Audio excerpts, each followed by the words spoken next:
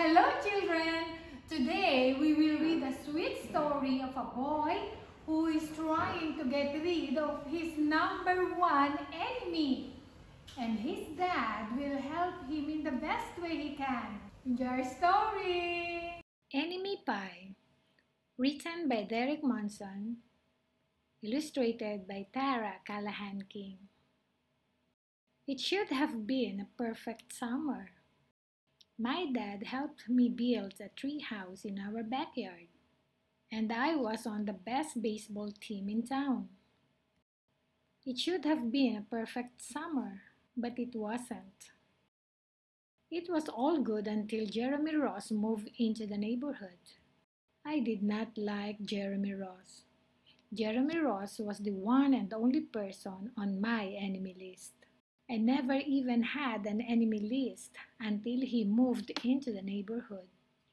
But as soon as he came along, I needed one. I hung it up in my treehouse where Jeremy Ross was not allowed. Dad understood stuff like enemies. He told me that when he was my age, he had enemies too. But he knew of a way to get rid of them. I asked him to tell me how. "Tell you how? I'll show you how," he said. He pulled a really old recipe book off the kitchen shelf. Inside, there was a worn-out scrap of paper with faded writing. "Enemy pie," he said. "You may be wondering what exactly is in enemy pie." I was wondering too. But Dad said the recipe was so secret, he couldn't even tell me. "I will tell you this," he said. "Enemy pie is the fastest known way to get rid of enemies." What kinds of things would I put into a pie for an enemy? I brought Dad some weeds from the garden, but he just shook his head. I brought him earthworms and rocks, but he didn't think he'd need those. I gave him the gum I'd been chewing on all morning. He gave it right back to me. I went out to play. I shot baskets until the ball got stuck on the roof. And all the while, I listened to the sounds of my dad making enemy pie. This could be a great summer after all. Enemy pie was going to be awful. I tried to imagine how horrible it must smell or what it would look like. But when I was in the backyard, I smelled something really good. It was coming from our kitchen. I was a bit confused.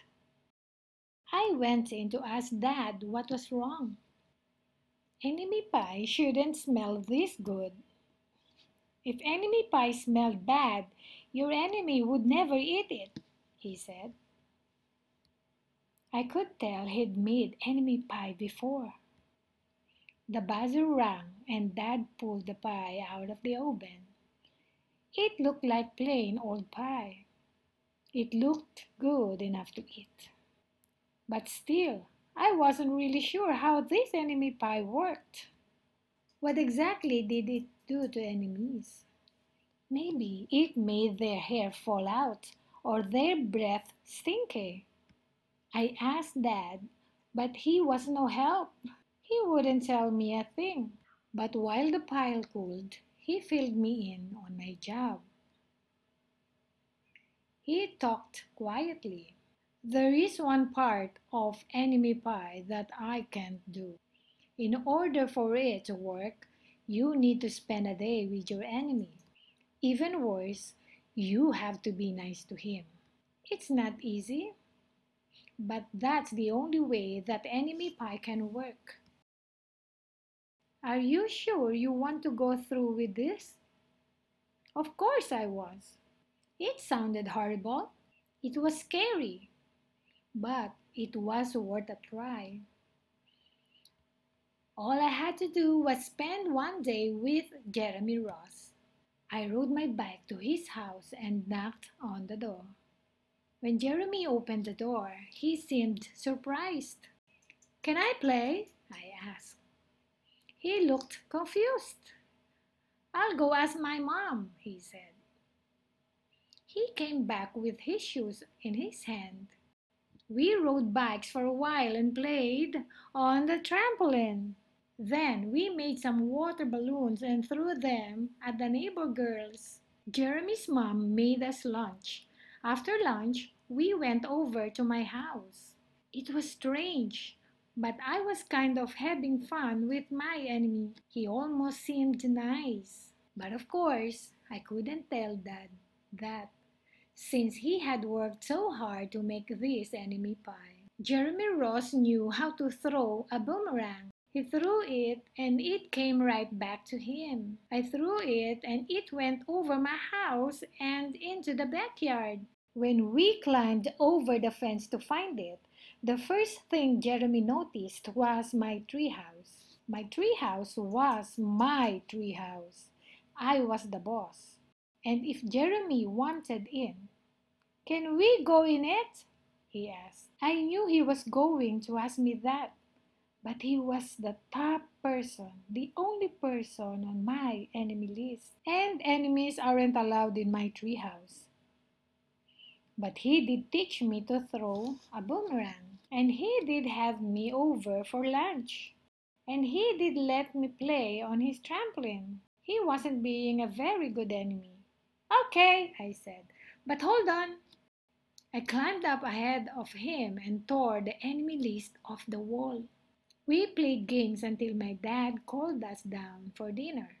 We pretended we didn't hear him, and when he came out to get us, we tried to hide from him, but somehow he found us. Dad made us macaroni and cheese for dinner. I was beginning to think that we should just forget about enemy pie. But sure enough, after dinner, Dad brought out the pie. "Dad," I said, "it sure is nice having a new friend in the neighborhood." I was trying to get his attention and trying to tell him that Jeremy Ross was no longer my enemy. But Dad only smiled and nodded. I think he thought I was just pretending. He passed one to me and one to Jeremy. "Wow!" Jeremy said. It wasn't at this point that I panicked. I didn't want Jeremy to eat enemy pie. He was my friend.